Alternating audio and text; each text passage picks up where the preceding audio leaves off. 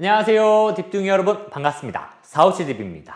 자, 오늘 항목풀이를 진행해 볼 기업은 바로 KDB 산업은행입니다. 아마 이제 금융권을 준비하시거나 금융공기업을 준비하시던 여러분들께서 많이 작성하시리라 생각이 듭니다. 지금 채용 TO도 굉장히 많기 때문에 아마 많은 분들이 작성을 하고 계실 텐데, 그래서 바로 저희가 오늘 특별한 선물을 준비했습니다. 바로 무엇이냐? 오늘은 1번부터 5번까지 전 문항을 풀이해 드리도록 하겠습니다.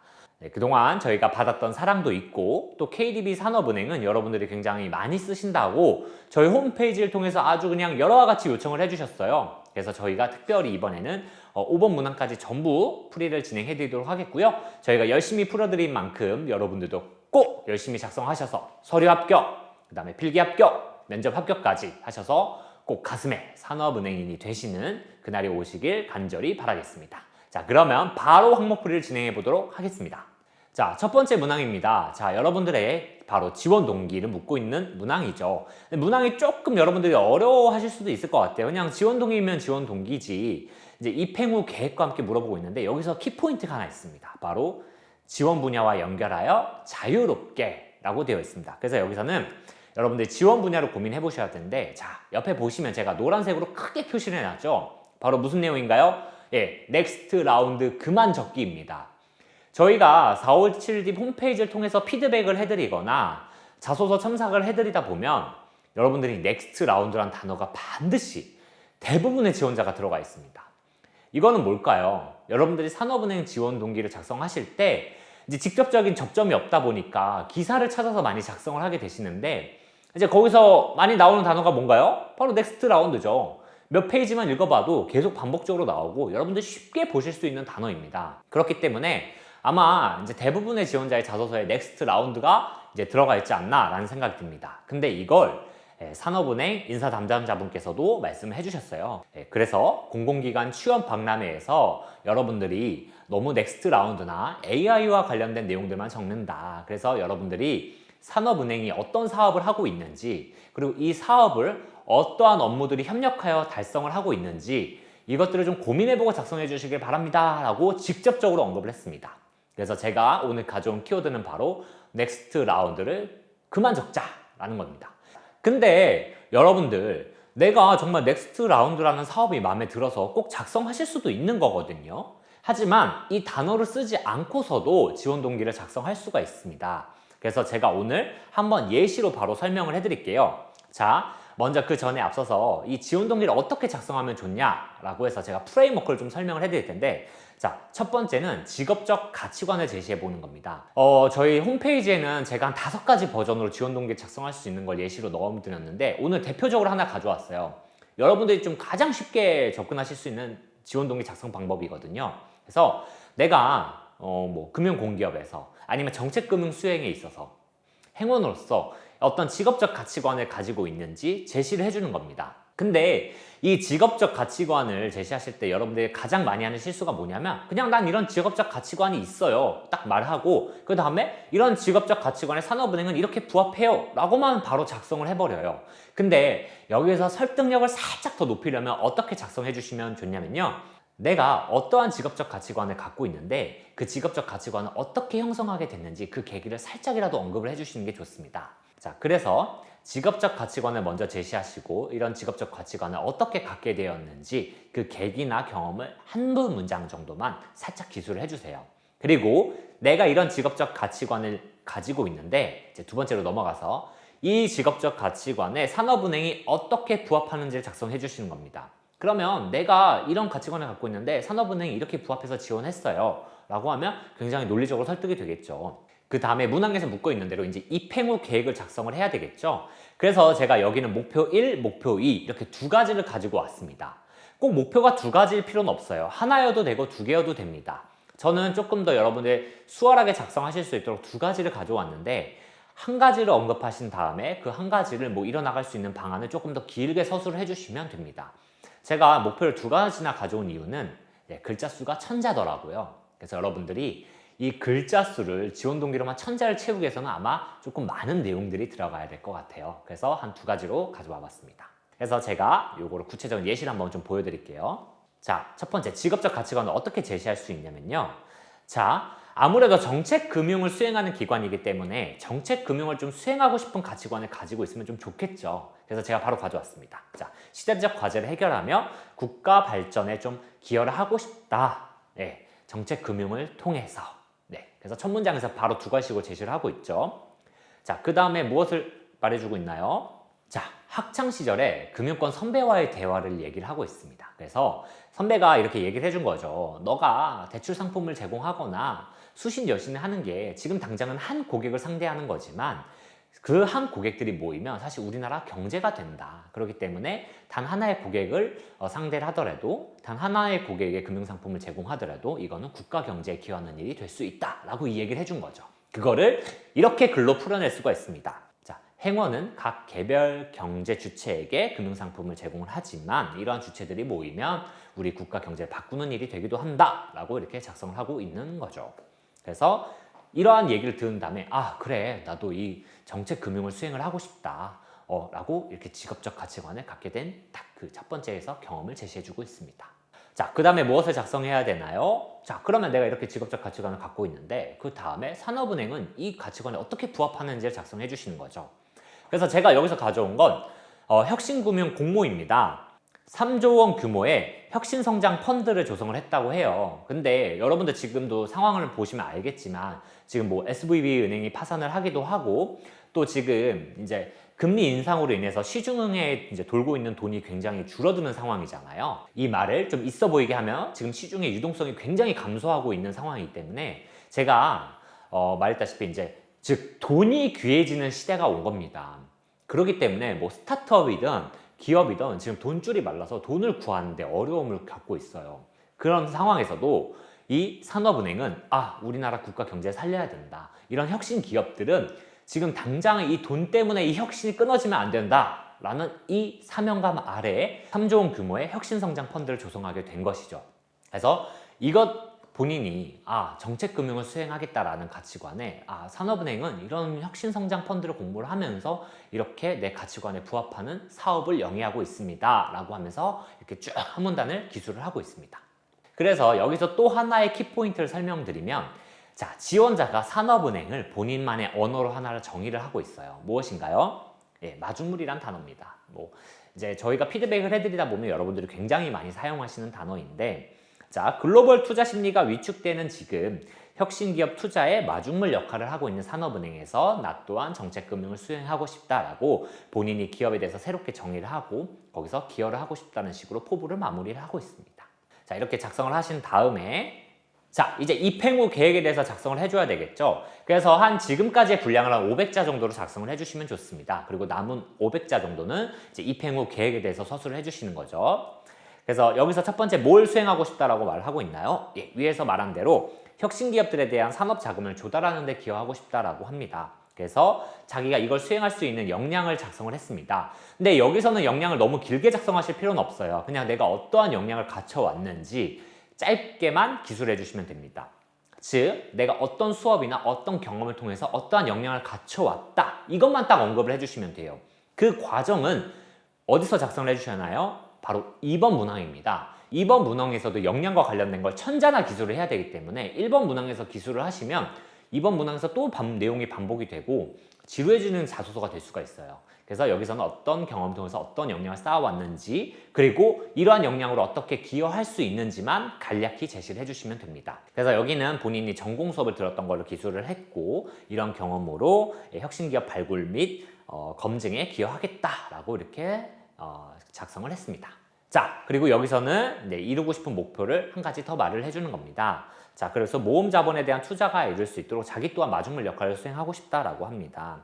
그래서 어떤 자산 운용에 대한 전략과 투자 위험을 최소화할 수 있는 방법을 산업은행에서 꾸준히 학습해서 이러한 전문가가 되겠다. 선순환 구조가 이루어지는데 기여하겠다라고 작성을 하고 마무리를 하고 있습니다. 이 문항은 자유롭게 기술하라고 되어 있기 때문에 딱 정해진 프레임워크가 있는 것은 아니에요. 그래서 저희 457D 홈페이지에 방문해서 이 지원 동기 제가 예시를 넣어놨는데 아마 보시면 아, 이런 방법으로도 작성할 수 있구나 라고 다양하게 케이스를 좀 풀어드렸습니다. 예, 그걸 여기서 다 설명드리긴 좀 어렵고 가장 여러분들이 쉽게 접근하실 수 있는 방법에 대해서 첫 번째 방법을 좀 설명을 해드렸는데 나머지 좀 궁금하신 방법들이 있다면 저희 홈페이지 오셔서 게시물 한번 참고해 보시길 바랄게요. 자, 제가 조금 전에 말했던 이제 두 번째 문항입니다. 자, 1번 문항에서도 아마 여러분들이 간략하게 역량을 좀 언급을 하게 되실 거예요. 물론 역량을 언급을 안 할 수도 있습니다. 여러분들이 입행 후 계획을 좀 구구절절하게 작성을 했다면 거기서는 굳이 역량을 언급하실 필요는 없습니다. 다만 간략히라도 언급했다면 그 내용과 맞춰서 연결해서 2번 문항을 작성해 주시면 됩니다. 그래서 여러분 이 문항을 작성하실 때 꼭 참고하셔야 될 부분은 바로 직무기술서입니다. 그래서 여러분 채용 공고에 직무기술서 참조라고 되어 있는데 꼭 읽어보시고 작성하셔야 돼요. 거기서 어떤 업무들을 수행하게 되는지, 그 다음에 어떤 역량들이 있는데, 여러분 역량의 3요소가 뭐죠? 네, 저희 뒷둥이 여러분들은 바로 대답이 나와야 하는데, 네, 역량의 3요소 바로 지식, 기술, 태도입니다. 그래서 우리가 업무를 수행함에 있어서는 무언가를 알아야 되기도 하고 또 어떤 걸 활용할 수 있는 기술력도 있어야 됩니다. 그리고 업무에 대한 마음가짐 또한 필요하죠. 그래서 이 세 가지가 모두 역량인데 여러분 이 천자를 다 작성하시기 위해서는 최소한 여기서 두 가지, 많으면 지식, 기술, 태도면서 골고루 하나씩 모두 다 작성해 보시길 바랄게요. 그래서 역량 하나를 가지고 이 천자를 다 작성하시기에는 여러분도 아마 좀 많이 어려우실 거예요. 그래서 최소한 두 가지를 꼽아보자. 그리고 그 역량을 각각 500자 나눠서 작성하셔도 좋고, 아니면 세 가지 정도, 지식 하나, 기술 하나, 태도 하나 꼽아서 300자 그리고 마무리 문장 한 문장 정도 넣으면 천자에 근접하겠죠. 그래서 이렇게 안배해서 작성하는 방법도 있습니다. 그래서 여러분들 가급적이면 세 가지 역량을 모두 다 어필해 주시는 게 좋겠죠. 특히 태도는 좀 어렵지는 않으니까요. 그래서 직무기술서 참고하셔서 작성해 주시면 되고, 이 역량을 어떻게 기술하면 되냐, 먼저 첫 번째 두 가지식으로 내가 어떤 역량을 갖고 있는지 제시를 해 주신 겁니다. 뭐 지식이든 기술이든 태도든 모두 좋습니다.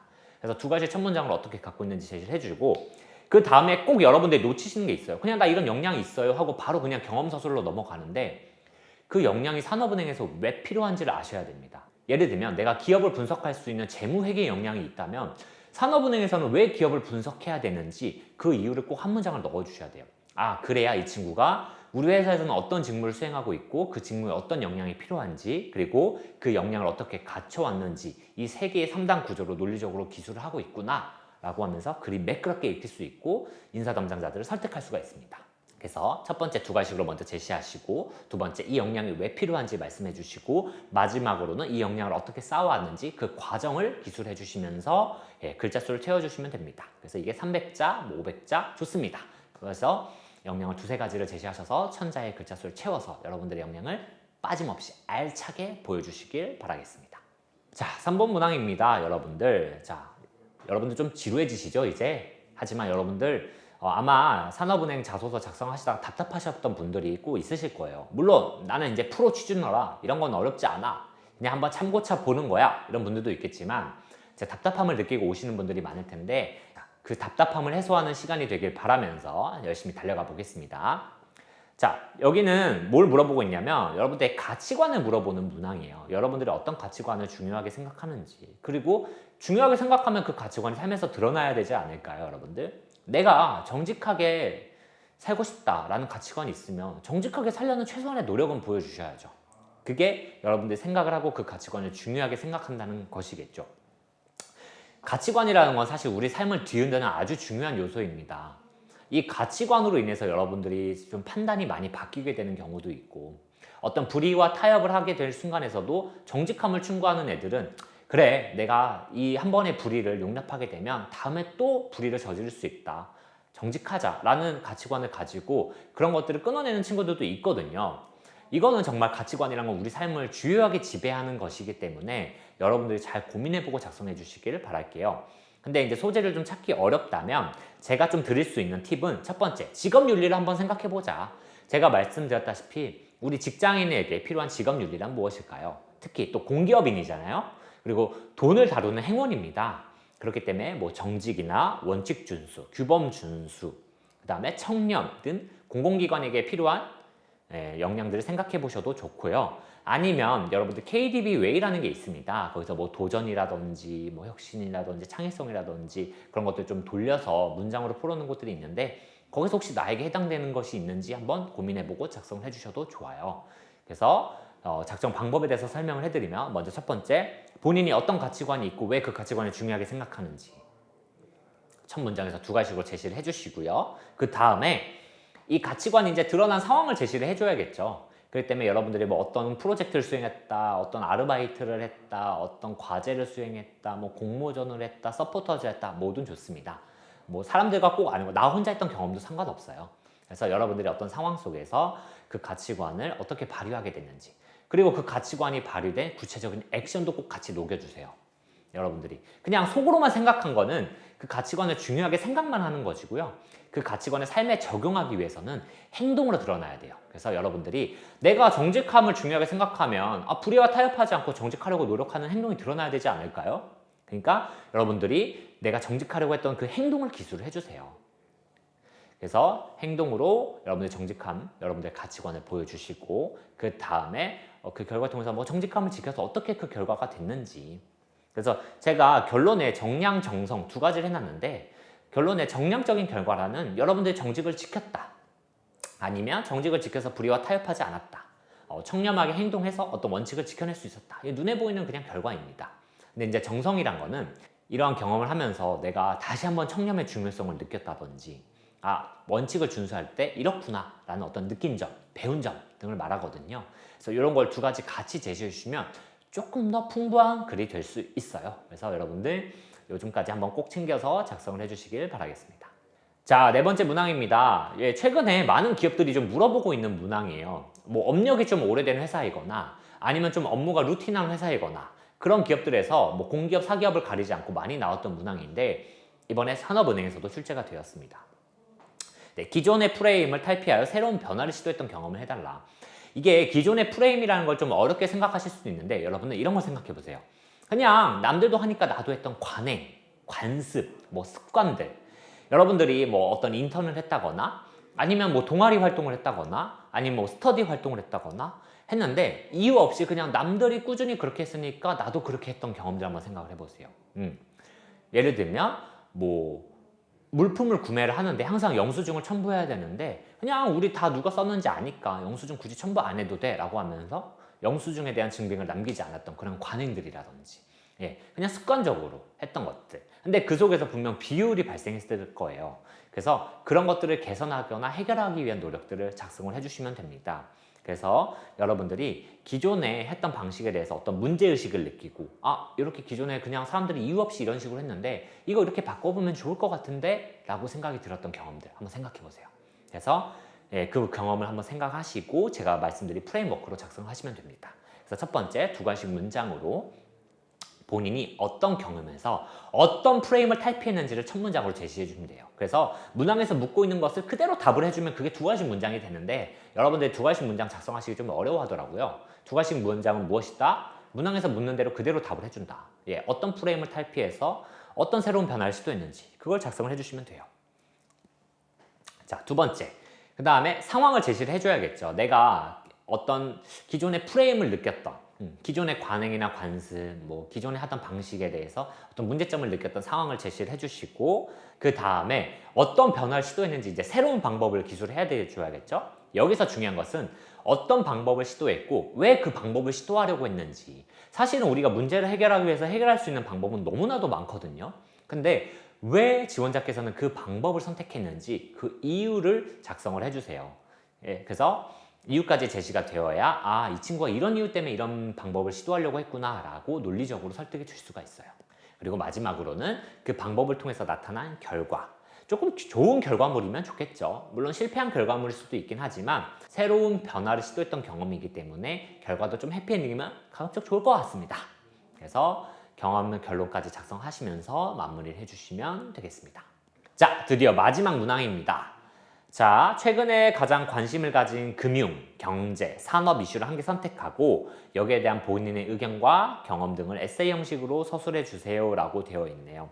뭐 의견과 경험 등을 제시하라고 되어 있는데 꼭 경험이 나올 필요는 없습니다.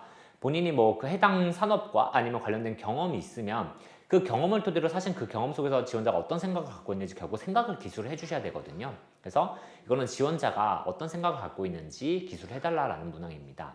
금융, 경제, 산업 다 뭔가요? 산업은행과 연결고리가 있는 분야들이죠. 예, 산업과 관련된 금융을 제공하고 있고 말 그대로 진짜 금융을 제공하고 있고 그 다음에 이게 우리나라 경제에 관여하는 일들이잖아요.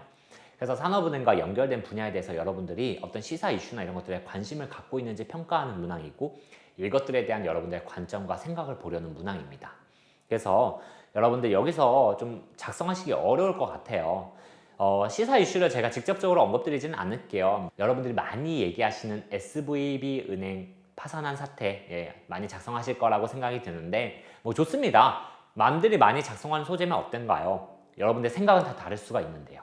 그래서 소재 어떤 소재든 좋으니 이 분야와 관련된 소재를 고민을 해보시고 근데 선생님 서론, 본론, 결론에 어떤 내용을 좀 작성을 해야 될까요? 이게 어떤 내용이 들어갈지 이 글감을 구성하는 게 참 어렵습니다 라고 문의 주시는 분들이 여러분 참 많았어요. 그래서 설명을 드리면 서론에 대해서는 먼저 현상을 좀 설명을 해주세요. 은행이 파산을 했으면 뭐 예를 들면 파산해서 지금 상황이 어떻게 흘러가고 있다든지 아니면 그 파산에 대한 원인은 무엇이라든지 등등 그 파산과 관련된 상황을 좀 기술해 주시면 서론을 작성하실 수 있고 두 번째, 본론에서 여러분들 생각이 드러나셔야 됩니다. 이 본론에서 은행이 파산했기 때문에 앞으로는 어떻게 될 것 같다 라든지 본인만의 예측이라든지 아니면 이 은행 파산으로 인해서 앞으로는 경제 상황이 어떻게 굴러갈 것 같다 아니면 누가 피해를 볼 것 같다 아니면 당국에서나 아니면 미국에서는 이렇게 대처할 것 같다 아니면 금리 인상에 대한 좀 제동이 걸릴 것 같다 등등 여러분들이 생각하시는 여러분들의 의견을 본론에서 작성을 해주시면 됩니다.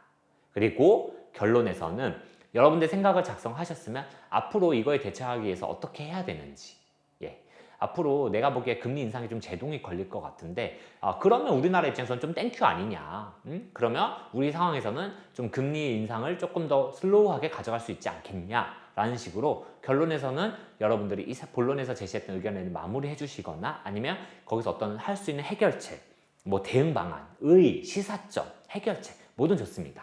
그래서 앞에 것들 뒷받침하는 것들을 결론에서 마무리해 주시면서 작성을 해주시면 되겠네요. 자, 숨차게 달려왔습니다. 어느 하나 글자 수 작은 게 없어요, 여러분들. 그래서 작성하시는 데 땀 삐질삐질 흘리실 것 같고 저도 항목풀이 진행하는데 참 많이 애썼습니다. 예, 그래서 이 글자 수도 참 많고 산업은행이 관심 가지는 분야도 많고 여러분들에게 알고 싶은 것도 많아서 묻고 있는 것도 많은데 여러분들 제가 오늘 이렇게 설명을 해드렸으니까 여러분들 좀 차분하게 들으시면서 서류 작성하시길 바라겠고요.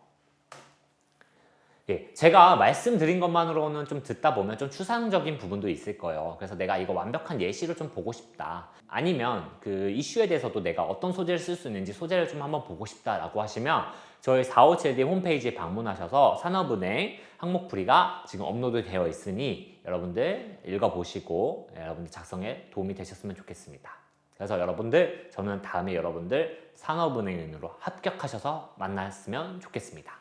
그래서 여러분들 많은 도움 되시길 바라겠고요. 저는 다음 항목풀이로 찾아오겠습니다. 여러분들 안녕.